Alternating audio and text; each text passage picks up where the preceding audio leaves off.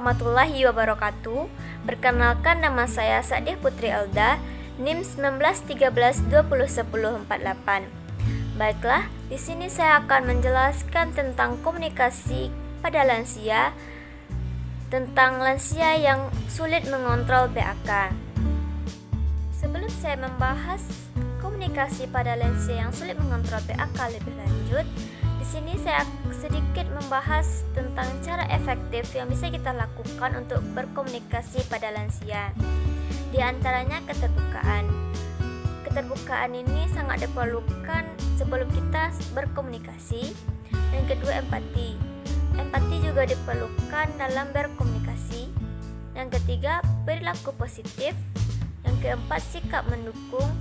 Dan yang kelima, adanya yang sulit mengontrol BAK atau buang air kecil biasanya disebut dengan inkontinensia urin. Penyebab terjadinya hal tersebut ketika seseorang mengalami kesulitan untuk buang air kecil. Kondisi ini menyebabkan seseorang lebih sering mengompol atau tidak bisa mengontrol BAK-nya. Namun, ketika inkontinensia urin yang dialami terjadi dalam waktu yang cukup panjang akibat usia yang semakin bertambah, hal ini bisa disebabkan oleh faktor lain. Di antaranya, otot kandung kemih yang mengalami kelemahan karena faktor usia. Yang kedua, otot kandung kemih yang menjadi terlalu aktif. Yang ketiga, otot panggul yang lemah. Yang keempat, penurunan fungsi saraf yang mengontrol kandung kemih. Dan yang terakhir, mengalami penyakit radang. Yang bisa kita lakukan adalah berkonsultasi ke dokter. Penyebab evaluasi yang mungkin diperlukan untuk mengetahui penyebab dari inkontinensia urin antara lain laboratorium, USG, uroflowmetri, urodinamik, CT scan atau magnetic resonance imaging.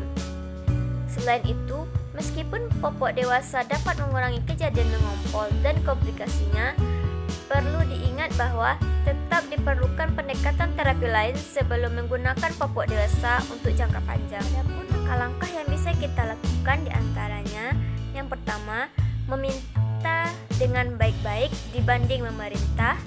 Yang kedua, bertanya terlebih dahulu dibanding berasumsi. Yang ketiga, gunakan kata-kata sopan. Yang keempat, berikan pilihan saat memungkinkan. Yang kelima, mengurangi suara latar belakang yang mungkin mengganggu. Yang keenam, mulailah percakapan dengan topik santai. Bicara dengan topik yang sudah dikenal misalnya. Hindari perpindahan cepat dari topik ke topik. Upayakan kalimat penyampaian kita secara singkat dan jelas, serta jadilah pendengar yang aktif ketika lansia berbicara. Sekian video dari saya. Jika ada kesalahan maupun kekurangan, mohon dimaafkan. Wassalamualaikum warahmatullahi wabarakatuh. Thank you for the happiest year of my life. Thank you for the happiest year of my life.